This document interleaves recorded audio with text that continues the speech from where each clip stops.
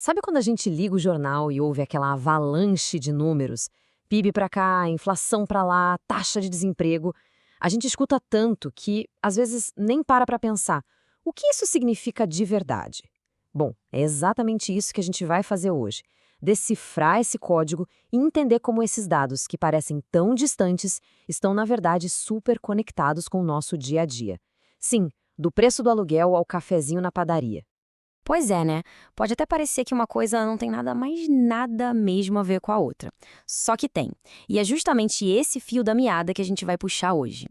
Essa pergunta, ela é a chave para a gente finalmente entender como as engrenagens gigantes da economia acabam girando lá no nosso cotidiano. Então, vamos lá. Começando pelo começo. O que são exatamente esses tais indicadores e por que todo mundo diz que eles são tipo um código secreto da economia? Imagina que a economia é um oceano, gigante, cheio de informações, ondas para todo lado. Para navegar nesse mar todo, a gente precisa de uma ferramenta, certo? Pensa nos indicadores econômicos como uma bússola. Ela não vai mostrar cada peixinho no mar, mas vai apontar a direção. Vai dizer se a gente está indo para o norte, para o sul, ou seja, para onde as coisas estão caminhando. Basicamente, eles nos dão um panorama. A economia está esquentando, está esfriando, ou quem sabe está virando leme para uma direção completamente nova. É a nossa melhor forma de não se perder no meio de tantos dados soltos. Mas de onde é que vêm esses sinais, afinal? E olha, eles não surgem do nada não, são informações bem concretas, coletadas todo santo mês, direto na fonte. É o faturamento das lojas, o volume do que as fábricas estão produzindo, a receita das empresas de serviços. É literalmente o pulso da economia real sendo medido. É a vida como ela é. Ok, mas só coletar os dados é o primeiro passo. A verdadeira mágica, o pulo do gato, está na transformação. É pegar essa montanha de números gigantes, complexos, e transformar tudo num sinal simples, direto, que qualquer pessoa consegue bater o olho e entender. Dá uma olhada nesse número. 1,8 trilhão de reais. É o que o setor de serviços fatura em um único ano. É um número tão, mas tão grande, que a gente mal consegue imaginar o que ele representa na prática, né? Então ele é impressionante, sem dúvida. Mas assim, sozinho, o que ele realmente diz sobre para onde a economia está indo? Sendo bem sincero, quase nada. E aqui que a coisa começa a ficar bem interessante. E aqui está a grande virada de chave. De um lado, a gente tem o dado bruto absoluto, aquele 1,8 trilhão de reais. Isso mostra o tamanho, é enorme, mas não diz se está crescendo ou encolhendo.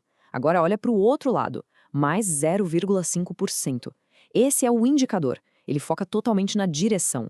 E de repente, aquele número assustador vira um sinal super claro. Opa, o setor de serviços cresceu 0,5%. Percebe?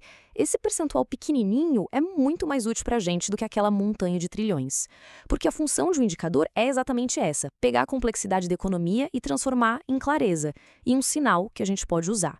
Certo, a gente já sabe o que são, como são feitos, mas a pergunta de US$ 1 milhão é: por que eles são tão importantes? E a resposta é simples, porque eles afetam diretamente o nosso bolso, a nossa vida. E esse ponto é fundamental. Não é papo de economista, não. Esses números são a base para algumas das decisões mais importantes que mexem com a vida de todo mundo, quer a gente se dê conta disso ou não. Pensa assim, governos e bancos centrais olham para esses indicadores como se fosse o painel de controle de um avião. É com base neles que eles sabem se precisam acelerar, desacelerar. É ali que eles decidem sobre taxa de juros e outras políticas que, no fim das contas, moldam todo o nosso cenário econômico. E essa reação em cadeia mostra como tudo está conectado. Vamos desenhar um cenário. Primeiro, os juros sobem. Automaticamente, o financiamento do carro fica mais caro, a dívida do cartão pesa mais. Ao mesmo tempo, o custo lá na fábrica aumenta. E esse aumento vai parar na prateleira do supermercado. Comida, roupa, tudo mais caro. E o que acontece? As pessoas compram menos. Com as vendas em queda, as empresas seguram as contratações ou, pior, precisam demitir. Tá vendo a conexão direta com o mercado de trabalho? Mas calma, para ler esses sinais como um profissional, tem um último detalhe, um ajuste fino que os analistas sempre fazem para não tirar conclusões erradas. É a tal da sazonalidade.